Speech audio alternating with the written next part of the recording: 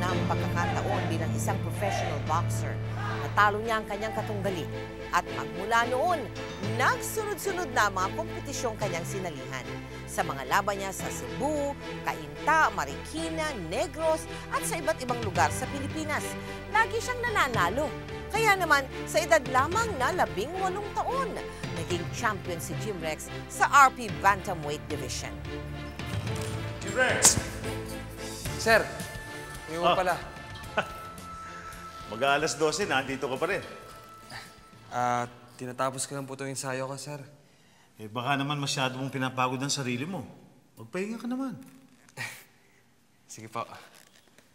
Sige, dito lang ako sa opisina, ha? Sige po, sir.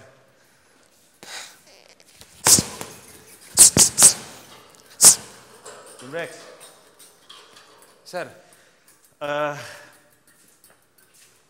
Upo ka. Usap naman tayo.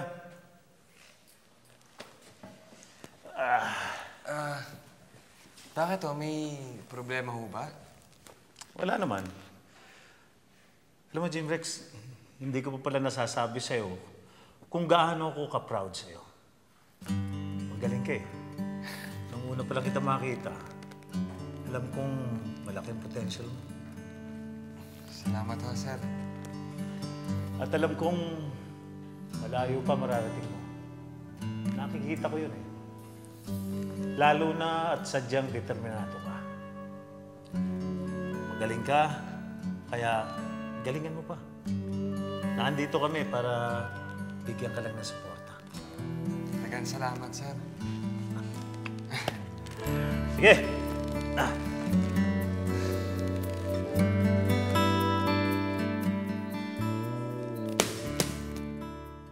Dami naman pagkain ito, no? Siguro mahal to, no? Ha? Regalo ko po sa inyo lahat yan, Nay. Sako? Oh. Lahat po yan. Dong, itong biscuit na to, Dong, tinan mo, oh. Nay, meron pa. Meron pa pala. Wala naman to. Nakalimutan ko. Ito. Nay, para po sa inyo. Nay! Nay! Para po sa inyo, Nay. Lahat yan. Birilo, eh. Hana, kwarta. Yes, Nay. Ako. Nay, bakit? Jemuel, pagtarong, ha? Saan mo nakuha yung pera yan? Siguro nag-hold up ka ng bangko, no, ha? Nanay naman, nagpapatawa. Nay, panalo ko po yan. Hindi na itatanong eh. Kampiyon ng Pilipinas tong anak nyo. Talaga? Oo! At magtutuloy-tuloy pa yan. Kaya lahat yan madadagdagan.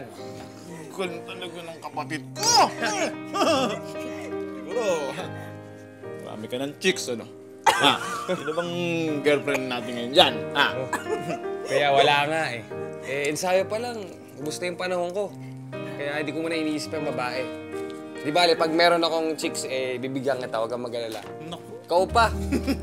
Bagamat maraming mga babae ang nagkakagusto kay Jim Rex, hindi muna niya pinapansin ang mga ito dahil sa kagustuhang mas pagtuunan ng pansin ang pagbuboksing.